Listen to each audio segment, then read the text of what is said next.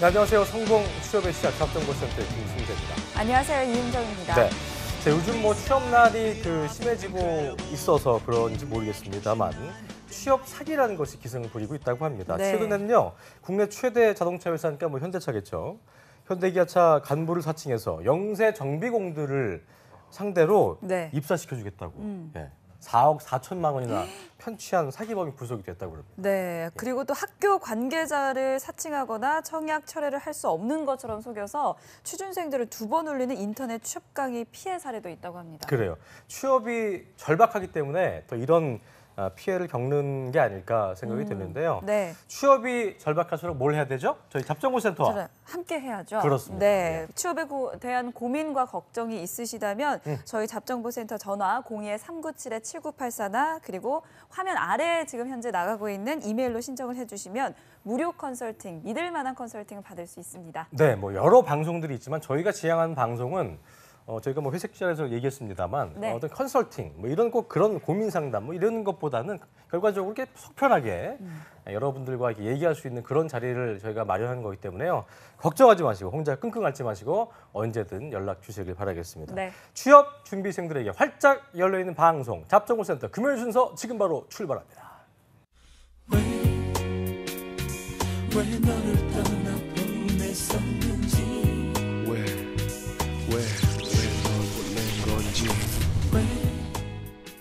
자, 대체 뭘 어떻게 준비해야 하반기 공채 합격할 수 있을까? 또 취업 준비생들은 절대 알 수 없는 탈락과 합격의 원인을 저희가 확실하게 분석해 드리고 있는 시즌 2 외떨어져는 함께하고 계신데 오늘 네. 참 인상 좋으신 학생이죠. 이재영 학생의 마지막 날 시간입니다. 금요일 네네. 시간이요. 자, 오늘은요.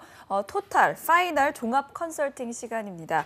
위포터의 김태성, 조민혁, 홍기창 간사님 세 분과 어벤져스 쌤들과 함께합니다. 어서 오십시오. 어서 오십시오. 네.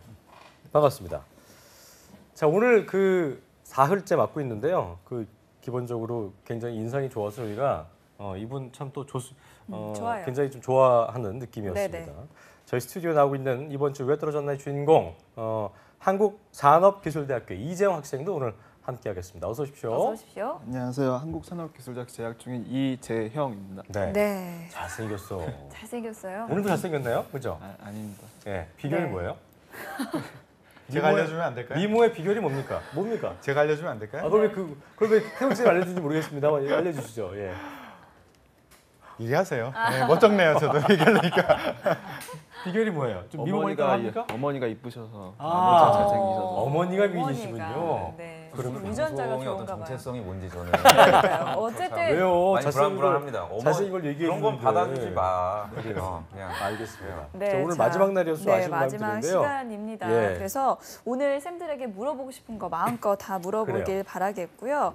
자, 어제 그리고 이번 주에 쌤들의 공통된 의견이 공기업뿐 아니라 대기업도 한번 준비를 해봐라 이거였는데 어떻게 생각이 좀 정리가 됐습니까? 네, 정말 많이 생각이 정리됐고요. 그때 조민혁 선생님과 홍기찬 선생님께서 말씀해주신 LG전자, 삼성전자 그리고 전국 분야 관련된 중견기업들과 어제 이제 김태훈 선생님께서 말씀해주신 기술 영업 직군의 이제 IT 기업 분야도 충분히 도전할 수 있다고 하셔서 많은 걸 두고 하반기에 도전할 생각입니다. 그래요. 진짜 좀 해볼 것 같은 느낌적인 느낌이 네. 다가오고 있습니다. 자, 일단 4흘 동안 저희가 홍기찬 쌤은 이제 처음 봤지만 일단 그래서 제가 홍기찬 쌤한테 먼저 여쭤볼게요. 그때 전화로만 얘기했었는데 네네. 느낌이 어때요? 인상도 아주 좋고 성실해 보이기도 하고 학점은 좀 낮던데 실제로 보면 학점이 좀 좋은 성실한 학생인 것 같아요. 그래서 그래요. 면접 이미지도 좋을 것 같고요. 네. 그다음에 이번에 이렇게 상담 받고 공기업 도전을 버리라고 저희가 얘기한 건 아니고요. 그러니까 그쪽 부분도 이미 경쟁력이 어느 정도는 갖춰져 있으니까 그 부분과 좀 병행해서 확률 높일 수 있는 그런 도전. 그러면 아마도 컨설팅 때 이야기가 나왔겠지만 굉장히 많이 이제 이력서를 쓰게 될 거고요. 9월 달에 정말 정신없이 흘러갈 거니까 NCS 시험에서 떨어진 경험이 이미 있기 때문에 그런 부분들을 좀 차근차근 미리 대비를 해야겠죠. 그래요. 그게 중요할 것 같습니다. 일단 조쌤 보실 때는 우리 재영이 어떻게 해야 될까요? 저는 서류는 그렇게 걱정되진 않아요. 네. 1점이었으니까. 네, 저는 서류 전형 같은 경우에는 저희가 드린 조언대로 좀 NCS에 맞춰서. 그렇죠. 작성 개수를 늘려나가면 괜찮을 것 같긴 한데 지금 면접 경험이 거의 전무한 거 아닌가요? 네, 맞습니다. 그러니까 이게 사실은 굉장히 조금 문제가 어제 될 꼭 수가 봤어요? 있어요. 태영 쌤 하는 거? 어제 거 보지 않았어요. 잘했나요 면접? 말을 많이 하긴 했는데 일단 그 부분은 태영 쌤께서 정리해 줄 거니까 다시 한번 뭐 또 그러니까 저도 지금 최근에 학생들 합격하는 것들을 이렇게 사례를 보면은 단번에 한 번에 합격하시는 분들도 물론 있는데 그 확률상으로 봤을 때 5% 미만인 것 같아요. 5% 미만? 그죠? 자기 인생의 처음 면접인데 선생님 저는 최종 바로 합격했습니다. 이런 분은 거의 없고요. 그리고 그런 분들도 뭐 학교 다닐 때 조금 활동들 뭐 예컨대 뭐 동아리나 이런 거 말고 좀 어른들하고 대화를 많이 했다라든지 이런 것들이 있었기 때문에 가능한 거지. 그래서 종합적으로 보면은 면접 이제 보통 학생들이 닥치면 아까 전에 이제 오프닝 때도 두 분께서 아주 잘 지적을 해주셨는데 그런 잘못된 그 컨설팅을 많이 받고서 그 자기 최면 거는 거죠. 자기 소개 나 이렇게 하면 뭐 합격하겠다. 그리고 뭐 공백기 뭐 뒤에 오늘 2부에서도 질문이 굉장히 많던데 자기가 갖고 있는 어떤 단점에 대해서도 이렇게 뭐 메꾸면 될 거다 이렇게 좀 착각을 해가지고 면접관하고 논쟁하다가 끝나는 경우도 제가 굉장히 많이 봤어요. 면접관한테 막 우기는 거죠.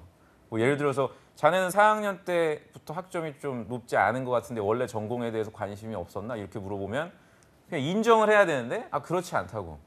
3학년 때부터 학점을 보시면 저는 복학한 다음부터 계속 올라가고 있다. 막 이런 식으로 면접관을 논리적으로 설득하려다가 불합격하는 경우가 많아서 저는 오히려 이제 재영 학생이 지금부터라도 저는 작은 기업이라도 좋으니까 그냥 연습용으로라도 면접을 지금 좀 보러 다니는 게 이제 본격적인 공채 시작하기 전에 좀 도움되지 않을까라는 생각이 재영 들어요. 학생이 어딜 지원하면 좋을까요? 지원하는 기업은 이제 에너지 관련된 회사는 당연히 지원을 해야 될 거라고 판단이 되고 또 주된 전공이 이제 또 전기 관련된 쪽이어서 저는 건설 회사라든지 플랜트 쪽도 하반기 때 지원을 해보면 분명 가능성이 높을 거라고 판단이 되고요.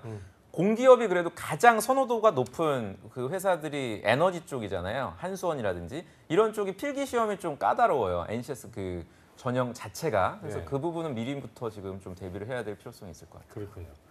태성 쌤은 어제 이제 면접 같이 함께 하셨는데 그 얘기를 하셨죠? 자신감을 좀 더 가질 필요가 있다. 스스로에 대한 자신감도 그렇고. 예. 네. 예. 이 친구 그 무기를 어제도 얘기했지만 무기를 많이 가지고 있는 친구예요. 특히 무기 중에서 괜찮은 무기가 전공이거든요. 그 에너지 전기공학과죠. 예. 에너지 전기공학과가 이제 신재생 에너지하고 그 전력 분야 요게 융합된 분야라고 보면 되는데 거기서 뭘 배웠는지 잠깐 묻고 싶어요. 크게 카테고리를 좀 설명을 분위기 해주시겠어요? 정리를 한다면 예. 에너지 분야에서는 가장 저학년 때 기초적인 신재생 에너지부터 시작해서 이제 고학년이 되면은 그 에너지를 기반으로 한 스마트 그리드 이제 전문적으로 배웠고 전력 분야에서는 가장 기초적인 전기적인 이론과 더 나아가서 계통 쪽이 전력 계통 쪽에 예. 전력 사고부터 시작해서 효과적인 전력 공급 방안을 해서 전체적으로 다 모든 걸 배웠습니다. 저 태양력, 풍력 등과 같은 신재생 에너지 자체에 대해서도 배우고 전력 생산에 대해서도 배우고 전력을 어떻게 저장할 것인가 ESS에 대해서도 배우고 그리고 이거를 어떻게 그 관리할 것이냐 EMS에 대해서도 배우고 그리고 이걸 스마트 그리드를 이용해서 어떻게 효율적으로 활용할 것이냐 배우죠. 네, 맞습니다. 이거 하나하나를 정의해 놓고 그것을 하는 데를 찾으면 많이 나오거든요. 전력 생산하는 데 있잖아요. 그죠? 전력 생산하는데 그리고 에너지 저장 장치 그러니까 LG전자도 있을 수 있고 SDA, 한화큐셀, 효성 이런 데서도 하고 있어요. 그리고 전력 에너지 본인이 지원하고 있는 그 송배전 이쪽 분야만 해도 우리 그 한전뿐만 아니라 민간 발전 사업자들이 굉장히 많거든요. 그러니까 SK ENS 동두천 드림파워, 뭐 GS파워, 율촌전력 뭐 이런 맞아요. 식으로 네. 일반 민간 기업들도 굉장히 많아요. 이렇게 확대를 하고 뭐 지능형 전력망 그리고 ICT 제가 어제도 얘기했지만 IT로 접근하는 그런 데들 이렇게 뭔가 제한하고 영업하는 그런 분야로도 가능하거든요. 그러니까 SI 업체라고 불리는 그런 업체들도 가능해요. 그래서 이렇게 그 기업 자체도 확대를 충분히 할 수 있고 전공만으로도 그리고 직무도 기본적으로는 엔지니어 스타일로 보이긴 하는데 그것을 살짝 조금만 훈련한다면 기술 영업 쪽으로도 확장이 가능하다라는 생각이 들어요. 이 학교가 조금 그 저는 이제 채용 관점에서 하나 말씀을 드리면 태성 선생님 좋은 말씀하셨는데 한국산업기술대가 융합 전공인 이공계 전공이 좀 있어요. 뭐 메카트로닉스라든지. 네, 맞습니다. 그러니까 쉽게 비유하면 짬짜면 같은 거예요, 이게. 기존 그 대학에는 잘 없는. 그 있는 그쵸? 거를 이렇게 통합시킨 거죠. 그렇죠, 그러니까, 그렇죠. 그러니까 메카트로닉스도 기계적인 거랑 전자적인 걸 같이 이제 배워서 뭔가 좀 통섭형 인재로 한번 만들어 보겠다는 어떤 총장님들의 그런 꿈을 짬짜면 좋은 표현인데요. 담은 건 좋은데 사실 채용하는 사람 입장에서는 좀 특화된 강점을 원하거든요. 정체성에 대한 어떤 그렇죠. 그래서 저는 태성 선생님이 말씀해 주신 대로 이제 에너지 쪽 가시는 것도 좋은데 근데 자소서라든지 면접 때 가셔서 나는 2개 다 잘한다 이렇게 하시면은 아마 그렇게 좋아하진 않을 거예요. 그래서 그 전공 안에서도 내가 에너지 기업을 지원했다면 에너지 관련된 수업이라든지 강점을 가지고 있는 활동 위주로만 좀 어필을 하시고 또 이제 전기 쪽으로 내가 만약 가게 되면 면접을 또 에너지 쪽 빼고 전기 관련된 직무랑 관련될 수 있는 그쪽 한 분야에 대한 전문성을 피력하시는 게 아마도 면접관한테 좀 압박을 당하지 않는다 좀 조언을 드리고 싶네요. 그래요. 네. 자, 기찬 쌤께 여쭤볼게요. 그 이번 재형 학생이 이번 하반기에 몇 개의 기업에 좀 도전을 하면 좋을까요? 뭐 도전은 되게 많아지겠죠. 그런데 지금 에너지 전기로 전공을 했지만 수강 이력을 살펴보면 거의 전기예요. 그래서 이전 학생들은 그러니까 융합형으로 타이틀은 걸려 있지만 실제로는 그냥 전기 수강 이력이 많거든요. 그러니까 지금 아까 태선 선생님이 얘기해주신 스마트 그리드라든가 ESS 관련돼서 또는 그런 IT 인프라를 담당하는 회사들의 일자리가 있죠. 근데 중요한 건 채용 규모가 많지가 않아요. 그러니까 본인 입장에서 지금 제일 중요한 건 우선 삼성전자 DS가 될 거예요. 그러니까 제가 그때 방송 때 얘기했는데 전기 관련된 과번하고 에너지 관련된 이력이 있으니까 요걸 가지고 내가 SDI를 지원할 생각을 본인이 분명히 할 거예요. 거기서 ESS를 하고 배터리를 하니까. 근데 그쪽으로 가게 되면 채용 규모가 굉장히 적어요. 지금 압도적으로 삼성 같은 경우에는 삼성 공채가 아니라 그냥 삼성전자 공채예요. 거의 한 80%가 전자거든요. 그러니까 전자로 가는 거예요, DS로. 왜냐? 그렇게 가야 학교도 원래 안 보는 삼성이고 낮은 학점 커버가 가능해요. 그러니까 SDI 연구개발로 가게 되면 현재 학점이면 서류가 아마 떨어질 거예요. 그러니까 저는 거기보다는 DS 설비로 가야 되고 DS 설비로 갈 때 본인이 고민해야 되는 건 메모리로 갈 거냐, 비메모리로 갈 거냐, 본인 전공하고 직통될 수 있는 단지 총괄로 갈 거냐, 안 그러면 이번에 새롭게 사업부가 발족되는 파운드리 사업부로 갈 거냐, 요 고민이에요. 그리고 이제 SK를 쓴다라고 하면 본인은 분명히 또 이노베이션을 아마 생각을 할 거예요. 근데 거기는 뭐 SK 그런 에너지 계열의 채용은 정말 힘들거든요. 학교도 많이 보고요. 그러니까 절대적으로 SK 채용의 많은 부분을 차지하는 건 마찬가지로 하이닉스예요. 그럼 하이닉스 공정정비를 본인이 써야 돼요. LG를 3군데를 쓴다라고 하면 LG 이제 3군데의 기회가 있으니까 본인 전공하고 정확하게 직통되는 LG 화학을 한번 쓰겠죠. 근데 본인도 아마 선배들 봐서 알겠지만 서류 붙기가 쉽지 않을 거예요.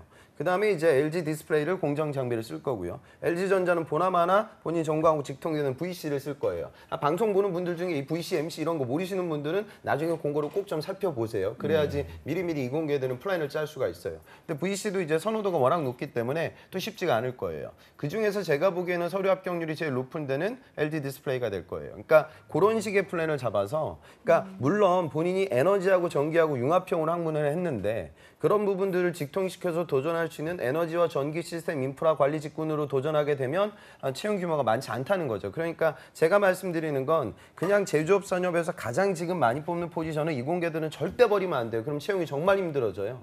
그러니까 제 삼성 이번 합격자들 중에 굉장히 많은데 그 삼성은 제가 한 120명 보냈는데 그중에 한 80%는 삼성만 붙은 친구들이에요. 다른 데 못 가요. 그러니까 채용 규모가 압도적으로 높은 기업을 다른 데서 버려서는 안 걸리는 돼요. 게 있나? 다른 데 있다는 거죠? 떨어졌어요. 그러니까 왜냐하면 다른 데 다 쓰고 거기가 제일 많이 뽑으니까 채용이 다시 활성화되는 거거든요. 그러니까 그런 본인의 메인 플랜 중심축을 좀 정확하게 잡고 그 다음에 아까 이야기가 나왔던 부가적인 플랜들을 도전한다. 그리고 우리가 오늘 얘기 나오는 과정들만 보면 너무 또 이제 사기업에만 좀 이야기가 흘러갈 것 같긴 한데 공기업 조정도 충분히 가능하거든요. 그리고 이미 고용 디딤돌도 아마 교육도 받았고요. 그래서 그 두 가지, 그러니까 이 모든 걸 한다는 게 지금 어찌 보면 본인 입장에서 굉장히 힘든 거예요. 그러니까 지금 뭐 다른 부분들보다는 자소서가 좀 미리미리 좀 작성이 이루어지고 NCS와 적성에 굉장히 많은 투자를 해야 저는 됩니다. 이게 진짜 안타까운 게 좋은 말씀이신데 학생들이 이렇게 보면은 그 소위 이제 똥꼬집을 부리는 분들이 있어요. 그러니까 채용 많이 하는 데를 내가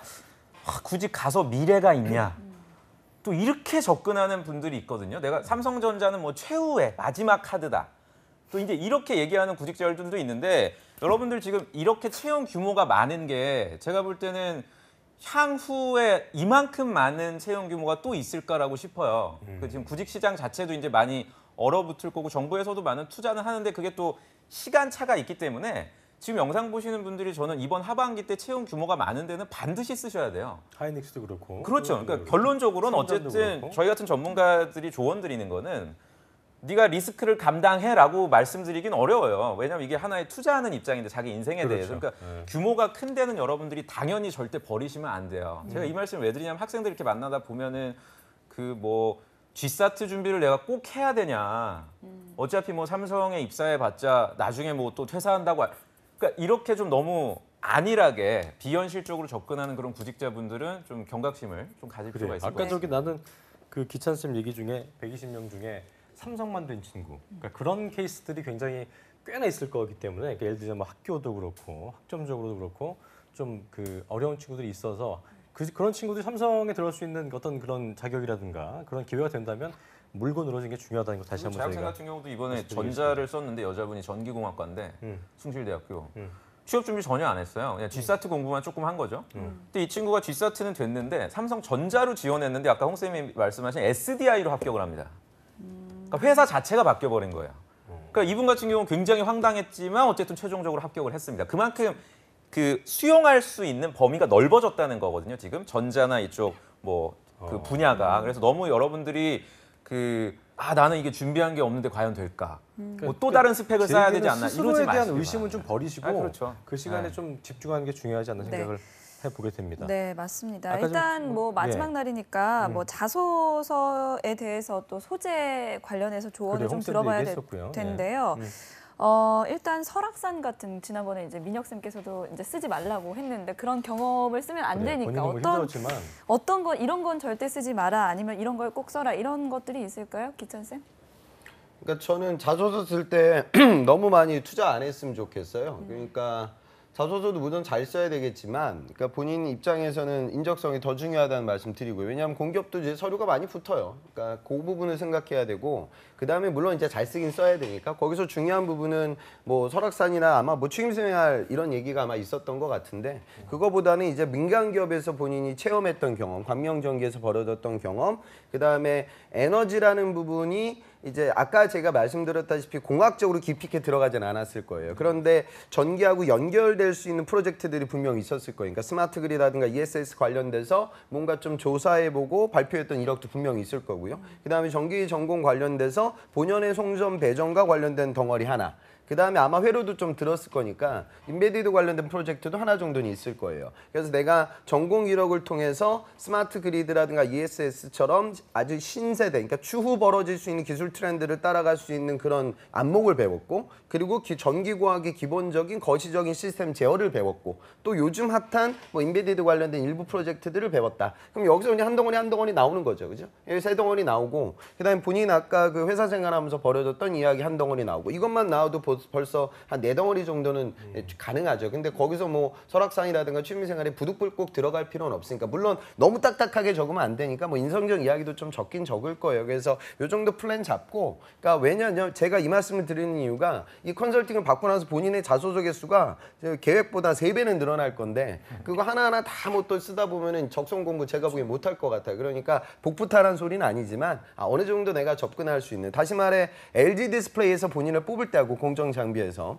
DS 뭐 비메모리 사업부에서 설비로 본인을 뽑을 때하고 뽑는 관점이 달라지진 않아요. 그러니까 나의 좀 소재거리는 미리 좀 작성을 해두고 그 다음에 자소서를 양산할 수 있는 시스템을 지금 만드는 게 중요할 것 같습니다. 그래요. 민혁 쌤도 한 말씀 해주시죠. 아니 근데 홍기찬 선생님이 진짜 좋은 말씀하신 거예요. 그러니까 저도 뭐 자소서 관련돼서 나름 뭐 업계에서 유명하긴 하지만 지금 학생들 이렇게 만나 보면 너무 힘을 빼요, 서류 단계에서. 그러니까 저는 적당히 잘 매몰되는구만. 그렇죠. 그냥 적당히 잘 쓰고 빨리 저는 이제 자소서를 끝내시고 인적성, 면접 다 같이 지금 빨리 왜냐하면 지금 너무 어려워지고 있어요. 면접 같은 경우에도 지금 보면은 뭐 합숙 면접부터 시작해서 아니 실무자들도 해결하기 어려운 과제들을 우리 신입 지원자들한테 내는 경우도 있고요. 그래서 뒷부분 구직 활동의 좀 뒷단계에서 여러분들이 조금 너무 안일하게 대응하지 않으시길 좀 당부를 드립니다. 김 쌤도 한 말씀 해주시죠.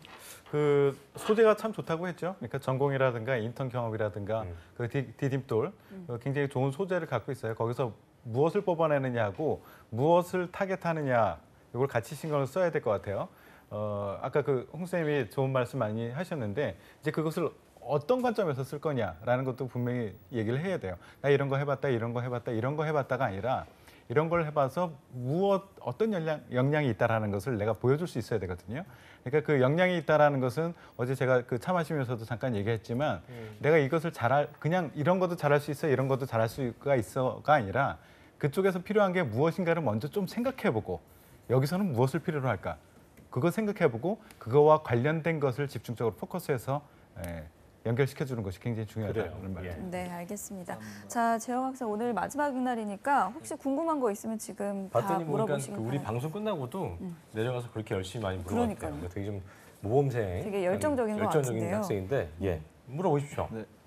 제가 처음에 자소서에서 지원 동기를 쓸 때 전문성을 좀 비중을 둬야 하나, 가능성에 대해서 비중을 둬야 하나 좀 많은 생각을 항상 했었어요. 전문성에 가능성을 두면은 네가 이런 전문성 있어? 다인을 다 있는데 이러면서 생각할 것 같고 가능성으로서 좀 비중을 더 쓸 거라 생각을 하면은 너무 허무맹랑하게만 좀 그런 뜬구름 잡는 식의 쓸 것 같은 느낌이 들어서 혹시 어느 쪽에 비중을 좀 더 주고 쓰는 게 그게 좋은가? 근데 공기업과 그때 왜 공기업 같은 경우는 NCS에 관련돼서 그렇죠.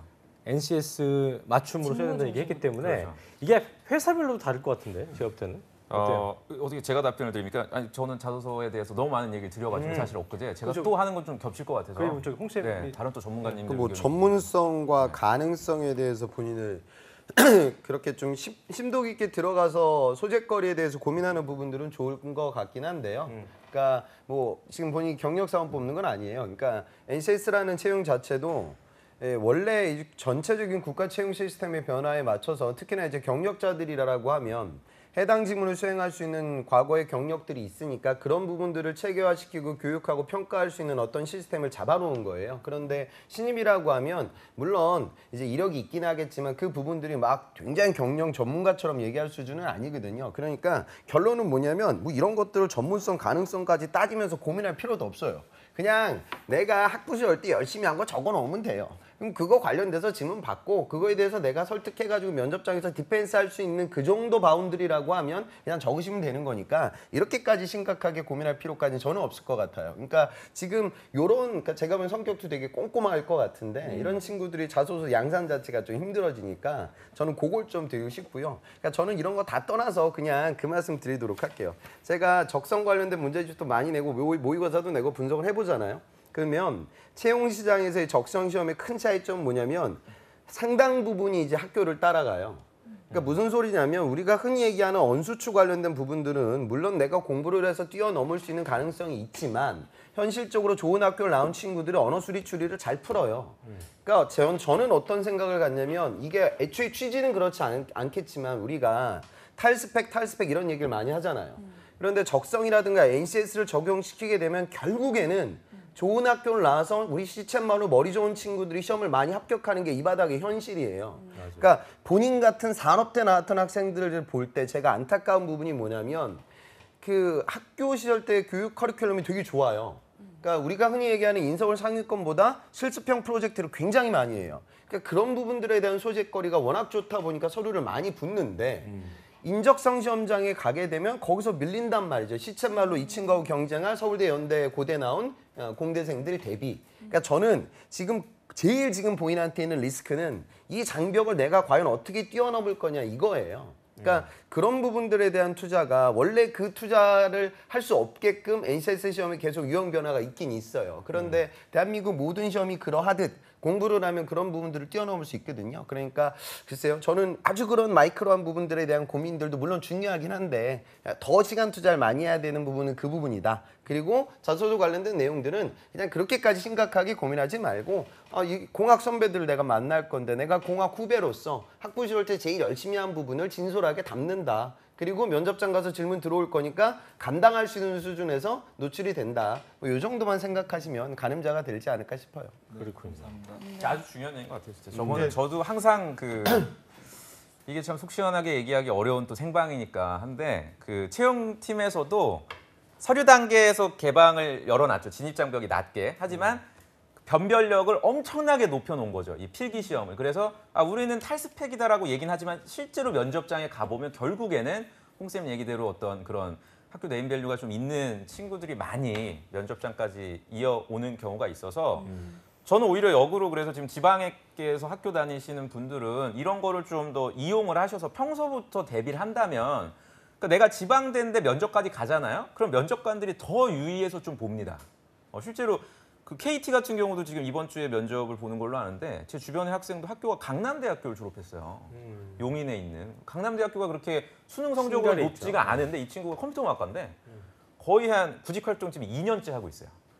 네, 중소기업부터 시작해서 계약직도 하고 이렇게 꾸준하게 하면서 어쨌든 그 놓지 않고 내가 인적성 대비도 하다 보니까 이제 최종까지 또 가더라고요. 그러니까 그런 점 가지 못했고. 지금 이제 최종까지 갔는데 제가 볼 때면 무리 없이 될 거라고 생각돼요. 면접 가서는 떨어진 적이 이 친구가 많이 없어서 그러니까 포기하지 마시길 바랍니다. 제가 드리고 싶은 말씀은 이제 네. 그 공기업과 사기업이 조금 준비 작업이 다르게 준비 작업을 들어가야 된다는 말씀을 드리고 싶거든요. 공기업 같은 경우에 서류가 웬만하면 붙어요. 예, 그렇기 때문에 시간을 덜 투자해도 되지만 내가 만약에 지금까지 준비했던 공기업 아니고 이제 사기업으로도 확장을 한다라고 하면 기존에 내가 생각했던 것 이상으로 자소서도 저는 신경 써야 된다고 생각하거든요. 물론 제가 그 가장 많은 시간을 투자해야 될 것이 무엇이냐라고 얘기하면 물론 인적성은 맞아요. 그렇지만 자소서도 슬렁슬렁 쉽게 생각하면 안 된다. 그리고 아까 가능성 이거에 대해서 말씀하셨는데 저는 실제 그 기업에서 평가를 할 때 가능성을 별로 보지는 않았어요. 다 자기가 가능성이 있다고 얘기하거든요. 그렇기 때문에 진짜 잘할 수 있어라는 것을 무엇인가 근거를 찾기 위해서 노력했거든요. 그렇기 때문에 가능성보다는 전문성, 이 표현이 조금 이상하긴 한데 내가 진짜 할 수 있는 사람이야라는 것을 보여줄 수 있는 무엇인가가 보여져야 돼요. 가능성만으로는 충분하지 않다라고 저는 말씀드립니다. 네. 질문에 대한 답이 됐나요? 아, 네, 정말 잘 됐습니다. 알겠습니다. 네. 감사합니다. 자, 끝으로 이제 그 시간이 많지 않아서 사흘 동안의 어떤 정리를 해볼 시간인데 출연 소감 저기 1번 카메라 보면서 편하게 좀 해봐요. 네, 알겠습니다. 제가 왜 떨어졌냐에 나오게 돼서 정말 왜 떨어졌는지 확실히 알고 가는 좋은 방송의 기회였다고 생각합니다.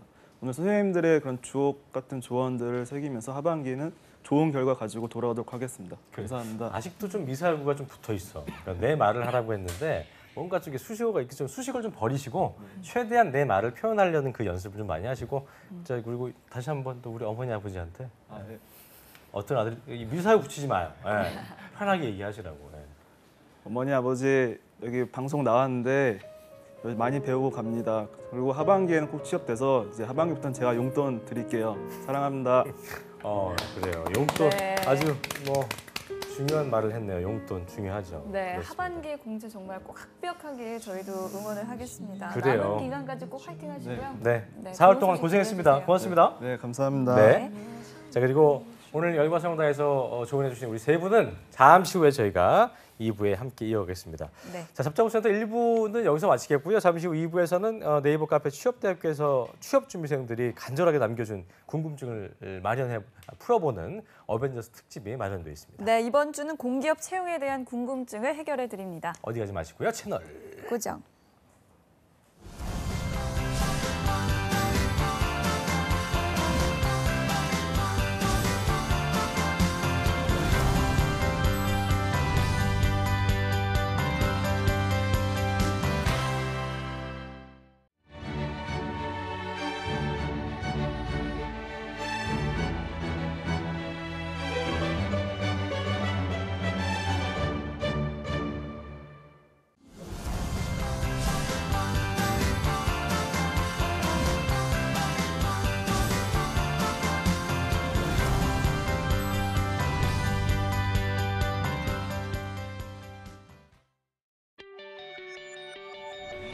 네, 성공 취업을 도와드리겠습니다. 잡자고센터 2부의 문을 활짝 열었는데요. 네. 오늘 주제는 또 여기에 관심 갖는 분들이 많아서 공기업의 오해와 진실을 저희가 풀어볼 텐데 네. 공기업 채용 준비하면서 궁금했던 점들 여러분의 질문으로 저희가 알아보겠습니다. 네, 어벤져스 쌤들의 시원한 답변 네. 지금 바로 시작합니다. 함께 하시죠.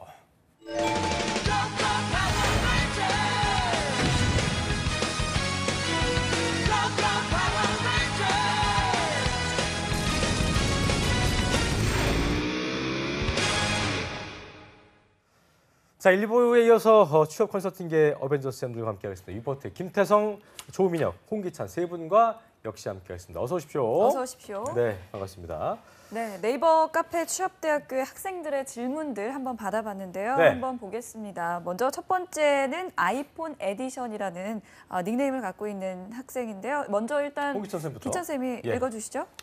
영양기술서 쓰는 방법에 대해 질문 드립니다. 예. 영양기술서는 서술형으로 써야 하나요? 아니면 제시된 질문에 맞게 간결하게 적어야 되나요? 자소서처럼 스토리 형식으로 써야 되나요? 이렇게 질문 되게 주셨습니다. 많다.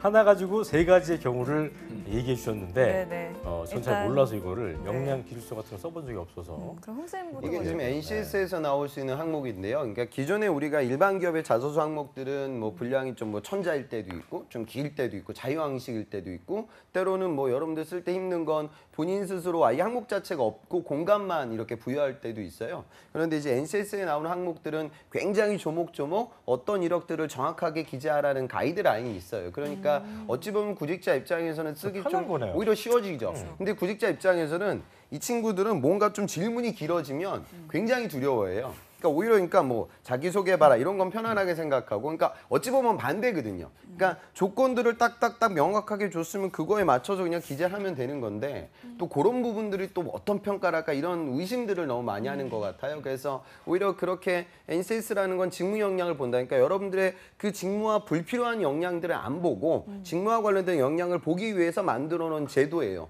그러다 보니까 자소서 쓸 때 이 친구들이 엄한 소리를 적으면 안 되니까 직무와 관련된 이야기를 적도록 가이드라인을 주죠. 그런데 좀 고민되는 부분은 그거예요. 그러니까 양이 오히려 적어질 때가 많거든요. 그러니까 그럴 때는 미사오구라든가 불필요한 뭐 형용사, 부사, 접속사 이런 것들이 많이 좀 빠져야 돼요. 그래서 직무와 관련된 핵심적인 키워드가 들어가면 좋고요. 근데 가끔가다 어떤 학생들은 이거를 그냥 우리가 흔히 얘기하는 자소서의 블랭크를 이렇게 좀 글자로 텍스트로 채워넣는 게 아니라 아예 이제 보고서 우리 회사에서 쓰는 기한문을 쓰듯이 쓸 수가 있는데 그렇게 되게 되면 물론 정답이 있는 건 이렇게 봐해서 아니지만 이렇게. 경우에 따라서는 좀 성의가 없어 보일 수도 있으니까 그렇죠. 저는 그렇게까지 극단적으로 가진 말고 어차피 또 공간이 많진 않으니까 그래서 아까 제가 말씀드린 미사구들을 최대한 좀 배제하고 직무와 관련된 키워드 위주로 기업에서 요구하고 있는 가이드라인에 맞춰 기재하는 플랜을 구사한다. 그렇게 정리했으면 좋겠습니다. 우리 자기소개 전문가이신 조민혁 쌤께서 첨언을 해주신다면 그냥 이거는 화장이라고 생각하시면 화장. 화장. 그러니까 내가 얼굴이 정말 이쁜 사람이면 화장 안 해도 되잖아요. 우리 이윤정 아나운서처럼 길 가다 못 알아보는데 아무튼 그래서 이거는 내가 만약에 경험 자체가 굉장히 탁월하시다면 네. 서술형으로 안 쓰고 아까 홍 쌤이 얘기하신 대로 이제 키워드 중심으로 써도 돼요. 예를 들어 내가 재무부서에서 뭐 무슨 반기 연결 재무를 어떻게 해서 얼마만큼 뭐 한 실적이 있음. 또는 뭐 어디 3일 회계법인에서 몇 년 동안 근무해서 뭐 몇 건을 처리해서 어떻게 함. 뭐 아메리칸 스타일이네. 그러니까 그렇게 경력이 화려하면. 근데 우리 대부분은 그렇지 않을 거거든요. 그냥 4학년 2학기 졸업한 너라면 좀 이렇게 화장. 오늘 좀 과하게 됐어요, 제가. 화장. 요런 느낌으로 그냥 지금 쉐딩이 지나네. 서술형으로 좀 그 상황도 좀 묘사해주고 이런 건 아마 우리 구직자분들이 또 잘 아실 거예요. 여러 가지 또 원칙도 있으니까 여러분들이 가지고 있는 어떤 경험이나 소재에 따라서 다르게 저는 그래. 적용하시면 될 본인이 겁니다. 어떤 사람인지 우리가 또 알아야 더 잘 들을 수 있을 텐데 일단 화장이라는 생각을 하시면 될 것 같고 또 우리 또 김쌤 들어볼까요? 네. 그냥 뭐 하라는 대로 하세요. 이게 가이드가 제시가 돼 있거든요, 대부분. 그래서 그 가이드를 그냥 슬렁슬렁 보고 자기 마음대로 쓰는 친구들이 있는데요. 가이드 꼼꼼하게 나와 있으니까 하나도 놓치지 말고 거기서 하라는 대로 쓰면 되고요. 예를 들어서 가이드들이 뭐 입사 지원서 내에서 경력에 대해서 어떻게 기술해라. 그 경력에 대해서는 뭐 직무 영역, 활동, 경험, 수행 내역, 뭐 본인의 역할, 구체적인 경험 이렇게 다 꼼꼼히 얘기해 주는 데들이 있거든요. 그럼 그렇게 쓰시면 돼요. 근데 만약에 그런 가이드가 없다라고 하면 일반 자소서 생각을 하시고 필요 역량 기준으로 내 경험, 그 관련된 경험 학교 프로젝트나 뭐 이런 것들 넣어주시고 그리고 나서 연결시켜주는 작업. 뭐 어쨌든 일반 기업과 역시 크게 다르지 아까 않다. 홍쌤 말대로 가이드. 미사여구는 빼버리고 담백하게 써야 됩니다. 담백하게. 요거는 근데 제가 한 가지 말씀드리고 싶네요. 네. 제 자랑이 아니라 지금 NCS 자소서 책을 거의 나오잖아요, 팔고를 이제. 이제 하고 있어서 이걸 네. 연구를 저도 제가 많이 얘기해 했는데 주려고 그랬어요. 제 입으로 얘기해. 네, 그러니까 한 2,000자 정도를 쓰라는 회사들이 있어요. 역량 기술서 항목에 2,000자. 그럼 이제 또 학생들이 고민을 해요. 스토리를 해야 되나? 그렇죠. 그러니까 이것도 똑같이 적용하시면 돼요. 내가 경력을 어느 정도 가지고 있는 분들은 1,000자만 써도 됩니다. 합격을 하는 케이스가 있는데 그냥 내가 딱히 어떤 이력이 없다. 직장 경력이나 이런 분들은 성이라도 보여주셔야 돼서 최소한 1,500자에서 1,800자 정도는 아주 써줘야 좋은 된다. 답변이네요. 그래요. 네. 됐습니다. 그건 상황에 따라 다르다. 그래요. 네. 자, 그리고 두 번째는 잭 스페로우를 연기한 조니 뎁이 보내주셨네요. 조니 뎁.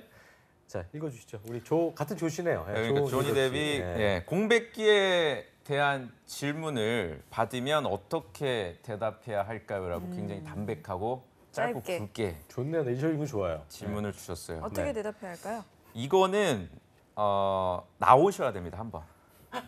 이건 진짜 아까 전에 우리 진단을 받아야 그 된다. 아까 이재영 학생이었나요? 그 학생처럼 나와서 이거는 백날 저희 전문가들이 뭐 솔직하게 인정해라 또는 짧은 경력은 얘기하지 말아라 뭐 어째라 저째라 해봤자 또 질문합니다. 이런 분들은 진짜 괜찮나요? 주변에서는 또 어땠다는데요? 저는 사실은 뭐 졸업한 지 2016년 2월이어서 벌써 1년 6개월인데 뭐 진짜 괜찮나요? 또 이렇게 꼬리에 꼬리를 물어서 네. 그래요.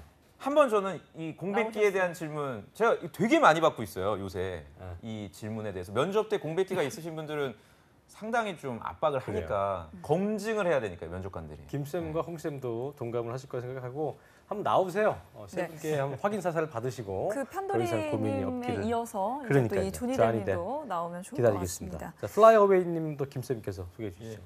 사기업에서 했던 사무보조 아르바이트 경험을 자소서에서 활용해도 괜찮을까요? 자. 라고 질문 주셨습니다. 사무 보조 아르바이트 도움 될까요, 안 될까요? 네. 뭐 본인 선택해야죠. 이게 그거를 넘어설 수 있는 다른 좋은 경험이 있다면은 굳이 쓸 필요는 없지만 다른 게 없다면 이걸 그래도 안 써야 쓸 돼요? 이유가 뭐가 그쵸, 있습니까? 써야죠. 그러니까 이제 본인이 걱정하는 거는 상호 보조 아르바이트인데 이게 뭔가 역할을 할까? 이런 걱정인 것 같아요. 네. 그렇지만 가치가 있을까? 가치가 있을까? 어. 면접관들이 관심 있어 할까? 뭐 이런 걱정인 것 같은데 내가 어떻게 의미 부여하느냐에 따라 다릅니다. 그렇기 때문에 소재 자체를 써야 되냐 말아야 되느냐는 스스로 선택하시고요. 다른 경험에 비해서 어느 정도 비중이 있느냐라는 걸 가지고 선택하시고 만약에 이걸 쓸 경우에는 의미 부여 작업을 심각히 해보시기 그러니까 예를 들어서 이런 거예요. 내가 뭐 엑셀 작업만 했다. 그럼 써달라고요. 엑셀 어떤 기능을 사용을 했는지 내가 뭐 피벗 테이블을 한번 돌려봤다라든지 좀 더 또는- 거기서 구체화를 시켜라. 그럼요. 그렇게라도 좀 그리고 내가 한 게 처음에는 기본적인 아주 기초적인 수준이었지만 좀 하면서 좀 학습이 되고 좀 속도도 빨라지고 이래서 문서 작업하는데 효과적으로 했다라든지 이거 포장이 아니라 있는 그대로를 쓰시되 좀 디테일하게 접근하시면 좋을 제가 것 좋은 같아요. 사례를 하나 드려드릴게요. 실사례를. 제가 썼던 기업에 있었을 때 썼던 인턴 중에 2명 있었어요. A, B 인턴이 있었는데 A가 스펙이 훨씬 더 좋았어요. 예. 근데 이 친구들이 인턴이 끝나고 나서 다른 기업에 그 정규직 지원을 했는데 A는 계속 떨어지고 B는 여러 군데서 됐어요. 이게 뭐냐? B가 훨씬 스펙도 떨어졌었거든요. 근데 제가 시켰던 일도 똑같았어요. 복사시켰어요. 예. 근데 A는 가가지고 거기 가서 복사만 시키더라고요. 이 얘기를 했고요. B는 거기다 의미 부여를 한 거예요. 채용 지원을 했다. 채용 기획을 하는데 제가 이런 부분에서 이렇게 지원을 했습니다. 이렇게 얘기를 했거든요. 로우한 재료 가지고 요리를 하라 얘기신 거죠? 그러니까 미생 예전에 미성인 그 캐릭터 장그래하고 딱 강하늘 씨 딱 그렇죠. 딱 딱 그거네요. 장백기 스타일 좀 알겠습니다. 다르니까. 네. 알겠습니다. 우리 홍쌤 뭐 할 말 있어요?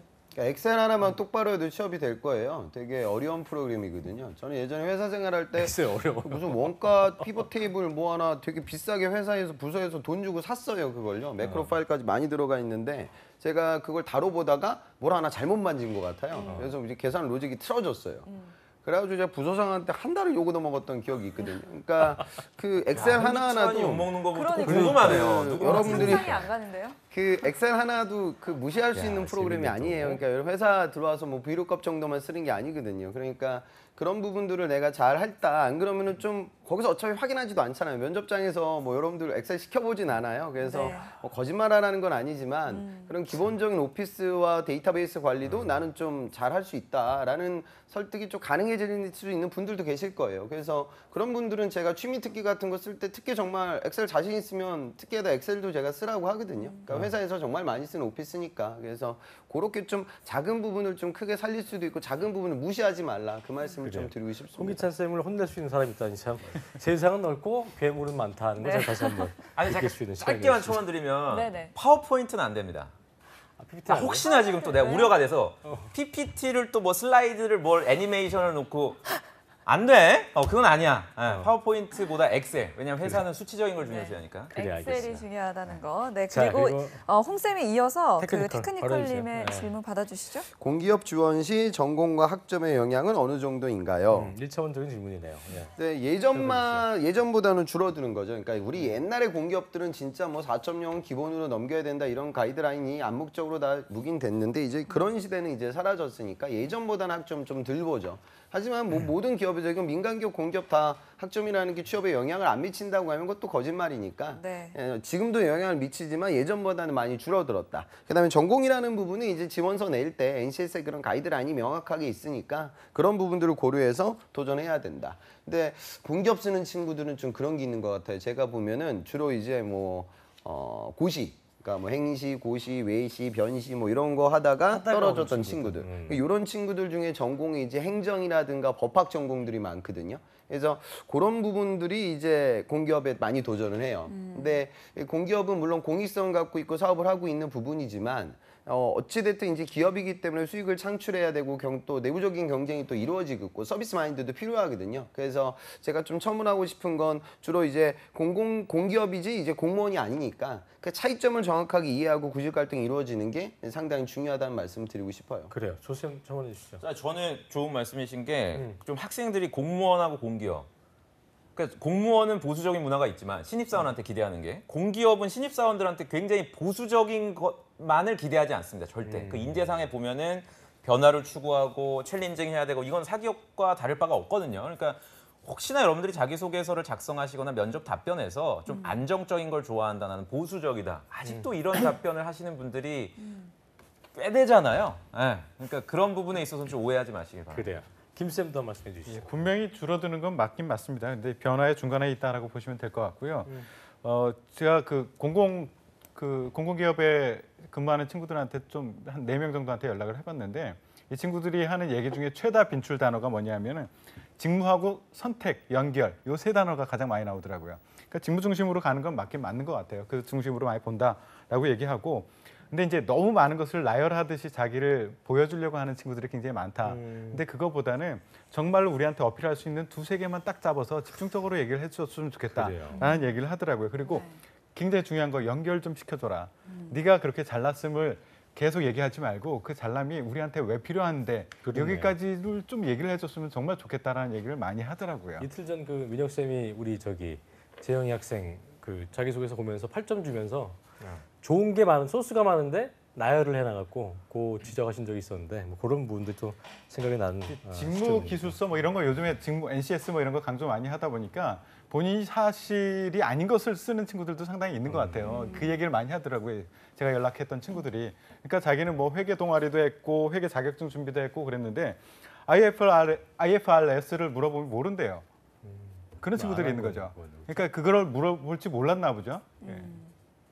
그러니까 아무튼 회계 사면 돼, 석자면 되는데 그게 아닌 경우에는 막 이것저것 얘기해봤자 결과적으로 딱 그 메인 질문을 했을 때 몰랐을 경우에는 오히려 그 쓴 게 독이 되는. 그렇죠. 이게 있습니다. 너무 이게 직무의 전문성이 필요로 하다라고 그래요. 자꾸 압박이 들어오는 것 같으니까 자기가 실제 가지고 있지 않은 역량 자체도 있다라고 마구마구 집어넣는 경우들이 있다라고 하더라고요. 요거는 제가 좀 생각난 김에 말씀드리고 싶은 게 그 요새는 아까 전에 오프닝 때도 두 분이 아주 잘 지적을 해주셨지만 불법적인 채용 유형이 많아요. 어때요? 그러니까 아까도 그 여쭤보려고 그러니까 그랬는데 특히나 그 우리 얘기가 사자라고 하는 대필 그런- 업체들 있죠. 어. 그러니까 이게 취업이 너무 어려우니까 취업이 너무 어렵다는 걸 이제 구직자들도 알고 저희 같은 전문가들도 알고 심지어 채용팀에서도 안 뜨죠. 그러니까 그러니까 막말로 세 분 같은 분들이 대신 써주는 거네 이렇게. 저희 같은 그러니까 사람들이면 다행인데 전혀 기대 이하인 예를 들어서 그냥 일반 국문과 나왔다라든지 또는 저희 작가님처럼 이렇게 또 필력이 좋으신 이런 분들이 부업으로 하는 거예요. 그러니까 자기소개서는 사실 글쓰기를 보는 게 아니거든요. 글쓰기 필력이 좀 부족하더라도 회사에 대한 관심이 느껴지면 되는 건데 우리 구직자분들은 이게 너무 힘들고 언제 끝날지 모르니까 뭐 A4 한 장당 뭐 5만 원, 10만 원 뭐 이렇게 또 해주고 되게 미사여구 많이. 그렇죠. 그래서 들어가서. 채용팀에서 더더욱 꼼꼼히 볼 수밖에 없다는 얘기예요. 저는 이 자기소개를 혹시나 그런 부정한 사람이 입사를 하게 된다는 굉장히 그 우려심이 강해요. 그러겠네요. 실제로 인사팀에서는. 그러니까 우리 구직자분들이 현혹되지 마시기를 저는 좀 그래요. 오히려 강조드립니다. 나의 모습을 보여주는 거, 로우한 나의 모습을 보여주는 거 중요하지 않을까 생각이 되네요. 어쨌든 전공하고 학점은 뭐 좋으면 좋은 거고 안 좋은 경우에는 그거를 뭐 리커버할 수 있는 그 어떤 상쇄시킬 수 있는 나의 능력이 뭔가를 또 전공에 대한 직무에 대한 어떤 전문성 이런 것들을 좀 들여다 보시면 좋지 않을까 생각이 드네요. 네. 자, 다음은 이제 네. 한전갈래요 님의 그래요. 이제 댓글인데요. 민혁 쌤이 재밌네요. 읽어주시죠. 아, 민혁 쌤. 네, 본인 일부 지적고요. 공기업의 경우 NCS 시험에 대해 틀리면 감점 또는 순서대로 풀 것이라고 명시되어 있는데 채점의 기준을 알려주지 않아서 많은 수험생들이 혼란을 겪고 있습니다. 정확한 기준을 명시해주지 않는 이유를 알려주시면 감사하겠습니다라고 네, 질문을 주셨는데요. 이거는 내부적으로 알려지게 되면 외부적으로 알려지게 되면 뭐 어려운가 보죠. 변별력이 떨어지거나. 네, 저는 그렇다고 보고요. 기본적으로 그 NCS 시험은 양적으로도 그렇고 정확도도 두 개 다 저는 중요한 시험인 것 같아요. 예를 들어서 현대자동차의 HMAT이나 이런 시험, 사기업 시험들은 정확도를 조금 더 우선시하거든요. CJ 캐트도 그렇고. 네, 근데 NCS만큼은 많이 풀고 정확하게 풀어야. 그러니까 그만큼 노력의 어떤 양이 좀 많아야 되는 시험이다. 네, 대비를 좀 잘해야 된다 이렇게 그래요, 말씀드립니다. 김 쌤. 네. 예, 뭐 알면 어떻게 할 겁니까? 이게 내가 알려주면 뭐 준비하는데 달라지나요? 아니면 응시할 때 뭔가 달라지나요? 그리고 또 알려줬잖아요. 틀리면 감점이라고 했고 순서대로 풀으라고 했으니까 그대로 하시면 되는 거고요. 여러분들이 취업 준비할 때 좀 주의하셔야 될 게 있어요. 그러니까 내가 컨트롤할 수 없는 영역에 너무 많은 시간을 쏟고 신경을 쏟고 이런 것 좀 안 했으면 좋겠어요. 내가 컨트롤할 수 없는 영역은 딱 잊어버리고 내가 컨트롤할 수 있는 영역에 집중해서 내가 할 수 있는 게 무엇인가. 그렇죠. 내가 그죠? 오전에 면접 볼 건데 오후에 보는 게 유리한가요? 이런 건 문제가 있어요. 그걸 뭐하러 신경 쓰느냐 하는 거죠. 그러니까 나를 믿고 그냥 그 인적성 같은 경우에 NCS나 인적성 이런 것들은 나를 믿고 할 수밖에 없어요. 문제를 풀다가 실제 응시하다가 문제 풀다가 이거 내가 정확하게 모르겠지만 찍으면 50% 이상은 될 것 같아. 찍어야죠. 네. 그 누구를 믿겠습니까? 예. 네. 그럼 두 분의 조언을 일단 들으시면 될 것 같고요. 다음 네. 질문으로 한번 넘어가 보겠습니다. 피껏 솥화직님의 댓글인데요. 뭐야, 이거는? 스페어 쏟는다는 얘기인가? 그러게요. 일단 태성 쌤께서 네, 기네요. 읽어주시죠. 예. 네. 앞에 나라 걱정을 좀 해주셨네요. 요즘 네. 스펙 초월 NCS 도입이니 하면서 직무 역량 중심으로 채용 문화를 바꿔 나가려고 하는 분위기인데요. 실제 그런 채용 문화가 자리 잡아서 빨리 경쟁이 사라졌으면 좋겠다라고 얘기를 해주셨고요. 공기업을 추천한다면 어떤 부분에서 추천하는지 대부분 이제 안정적이라는 것을 가지고 주변에서 추천하는데 그 이외의 이유는 잘 찾지를 못하겠다라고 얘기를 해주셨고요. 본인은 이걸 일반 사기업과 병행해서 준비를 하고 있다라고 얘기하고 있고 공기업 입사 과정이 앞으로 어떻게 변할지 모르겠지만 현재 제도만 놓고 보면 수험이 주가 됩니다. 저는 전공도 경영경제가 아니라서 공기업 입시학원을 다니고 있는데요. 공기업 하나만 바라보고 해도 시험 통과하려면 시간이 상당히 걸릴 것 같습니다. 수험 과정 통과뿐만 아니라 일에서 나름 즐거움을 찾으려면 다른 무언가가 있어야 할 것 같습니다. 공기업 전문가로서 이 부분에 대한 조언을 듣고 싶습니다라고 얘기를 하네요. 태성 쌤부터 해주세요. 예. 뭐 장점이 맞긴 맞아요. 고용 안전. 근데 예전만큼 그렇게 기대를 해서는 안 된다라는 말씀을 분명히 드리고요. 근데 아직은 변화되고 있는 중간이기 때문에 일반 사기업보다는 고용 안정 그리고 성과에 대한 압박 이런 것이 덜한 것은 맞긴 맞습니다. 근데 그게 계속 갈 거냐? 그렇지는 않다라고 보고요. 이게 문화가 바뀌는 것, 기업의 문화가 바뀌는 것은 시간이 필요합니다. 시간도 필요하고 그 CEO의 강력한 리더십 의지가 필요하다. 그래서 시간이 필요한데 항상 그럴 거는 아니다. 질문하신 분이 50대일 때까지 그런 문화를 가지고 있을 거는 아니다라고 생각을 하고요. 일단 제가 보기에는 나부터 이해를 해야 될 것 같아요. 나에 대한 이해가 충분하지 않은 상태에서 뭐가 좋은가요? 라는 질문을 하고 있는 것 같은데요. 내가 뭔가 리스크를 수용하면서 뭔가 새로운 일을 벌리는 성향이다. 아니면 뭔가 매뉴얼이 완벽하게 잘 갖춰져 있고 그것을 정확하게 잘 수행하는 것에서 쾌감을 느끼는 사람이다. 어떤 사람인지 본인에 대한 분석도 좀 필요할 것 같고요. 그거에 따라서 공기업이 좋을 수도 있고요. 그렇지 않을 수도 있어요. 그러니까 항상 좋은 기업은 아니다. 제가 가르쳤던 제 인턴 중에 한 명도 저한테 인턴을 하고 나서 공기업을 갔었어요. 근데 전화가 와가지고 굉장히 퇴사를 하고 싶다고 해요. 이 친구는 굉장히 도전적인 친구거든요. 새로운 일을 많이 벌리고 싶은데 이 친구는 낮에도 테니스도 쳤었대요. 축구도 하고. 그만큼 그닥 도전적인 일들이 주어지지 않고 공기업은 시간이 많나 본데요. 다 그런 건 아니지만 그래도 일반 기업에 비해서 이 친구는 정말 도전적이고 막 죽도록 일하고 뭔가 새로운 것을 도전하고 실패하고 또 배우고 또 해보고 이런 것을 즐기는 친구인데 그런 것을 느끼지 못해가지고 남들이 부러워하는 직장에 들어갔음에도 불구하고 너무너무 나오고 싶다고 저한테 계속 전화를 했던 친구가 있었거든요. 그래요. 알겠습니다. 그래서 본인의 이런 특성을 좀 친구들은 알아야겠네, 그죠? 이제 라이트한가라는 것을 봐야 돼요. 내가 어떤 성향인가 그것에 따라서 공기업이 맞냐 안 맞냐를 생각해야지 공기업 자체가 좋은 점이 뭐예요? 이렇게 접근하지 말고 나하고 맞아요 안 맞아요? 이걸 중심으로 생각하는 것이 더 좋을 것 같습니다. 홍쌤 이게 약간 저는 개인적으로 드는 생각이 한식집 가서 여기 왜 한식밖에 안 팔아? 나 이 분위기 좋아서 여기 좀 더 먹고 양식도 먹고 싶은데 이런 느낌 같은 느낌? 저는 약간 그런 그러니까 질문을 위한 질문 같은 느낌 들어서 어떻게 들으셨어요? 저는 이제 그렇게 들려요. 이 질문이 뭐 질문은 긴데 결국에는 공기업에 내가 가야 할까? 이거에 대한 근본적인 질문을 하고 있는 것 같아요. 그러니까 일각에서는 지금 우리나라 공무원 시험에 수많은 청년들이 많이 몰리거든요. 그러니까 우리나라 전체 지금 뭐 실업자가 70만이다 이런 얘기를 하는데 공기업에 공무원에 도전하는 친구들과 공기업에 도전하는 친구들의 색깔은 상당히 비슷해요.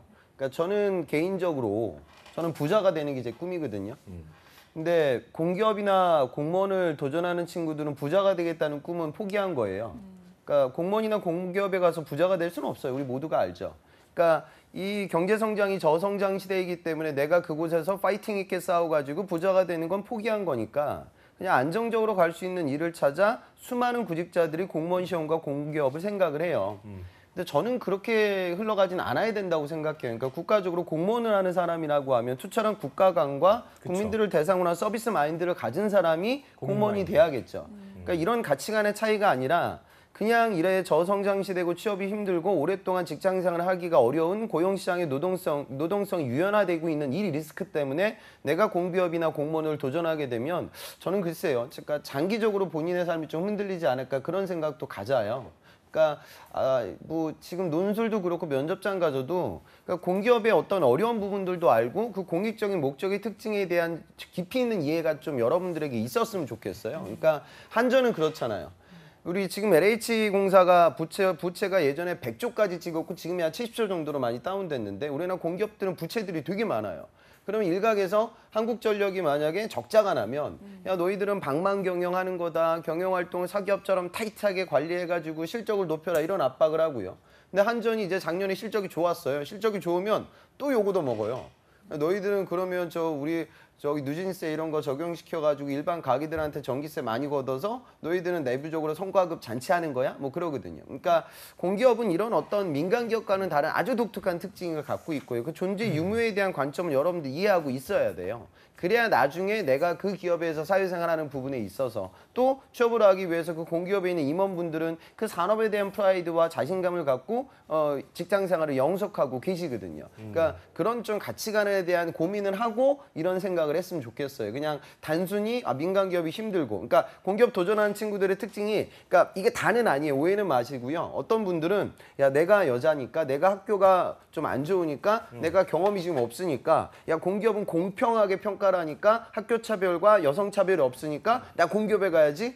공기업은 민간 기업보다 우리가 얘기하는 이런 데는 더 들어가기가 어려워요. 그 이미 쌓여 있는 친구들, 오랫동안 시간을 투자했던 경쟁자들이 많은 시장이거든요. 그러니까 그런 것들은 좀 우리가 한번 생각해 봐야 하지 않을까, 그런 생각이 듭니다. 어떤 본인이 목적한 목적 의식에 대한 어떤 공을 좀 더 드리는 게 그런 순서가 좀 필요하지 않을까? 더 봐야 됩니까? 그래? 생각이- 저 이건 굉장히 좋은 사연이라 좀 더 말씀을 드리고 싶긴 한데 네네. 더 봐야 돼요. 한번- 다른 사연. 얘기해 그러니까 괜찮아요. 이게 무슨 문제냐면 굉장히 좋은 홍기찬 선생님이 지적을 하셨는데 구직자분들, 그러니까 공기업을 준비하시는 분들이 생각하는 거랑 합격자분들이 생각하는 게 절대 일치하지가 않는다는 얘기예요. 저는. 그러니까 제 학생 같은 경우도 지금 한국남동발전에 입사한 지 벌써 6년째 됐어요. 이 친구가 홍익대학교 건축공학과를 졸업한 친구인데 이 친구가 한국남동발전에 간 이유가 아까 홍기찬 쌤이 말씀하신 것처럼 그 일반적으로 구직자들, 공기업 준비하시는 분들이 뭐 안정적이고 보수가 있고 이런 것 때문에 간 게 아니라 지방 근무가 굉장히 열악하고 힘든다는 것 때문에 갔어요. 이분이.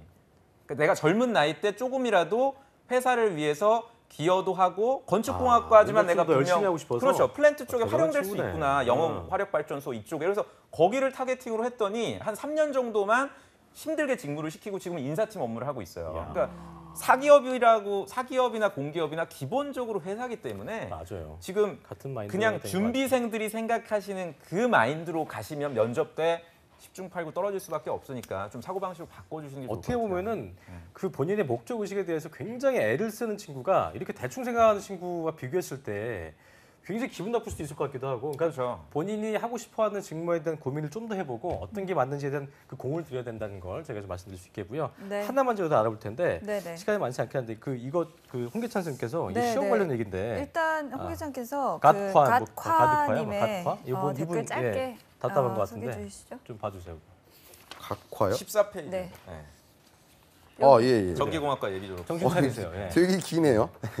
안녕하세요. 전기공학과 예비 졸업생입니다. 대기업과는 다르게 공기업은 서류 장벽이 낮다. 하지만 전공과 함께 NCS 필기시험을 준비하는데 생각보다 어렵습니다. 전공은 학부 때 배운 것과 기사 수준의 문제로 준비가 가능한데 NCS는 시중 유통되는 책마다 스타일과 난이도가 차이가 많이 나네요. 저도 NCS를 많이 풀었는데 점수가 어떻게 나왔나 봐요. 그래서 결국에는 책이 있다면 어떤 책으로 내가 공부를 해야 될까? 그다음에 정답률을 꾸준히 풀고 증가하기 속도 내기가 참 어려운데 어떤 팁이 있을까? 이렇게 네. 그래요. 질문을 해주셨어요. 네. 근데 저도 사교육 시장이 있지만 이 NCS 시장이 적용이 되면서 저희 같은 이런 취업 사교육 시장은 어마어마한 호황을 맞이하게 돼요.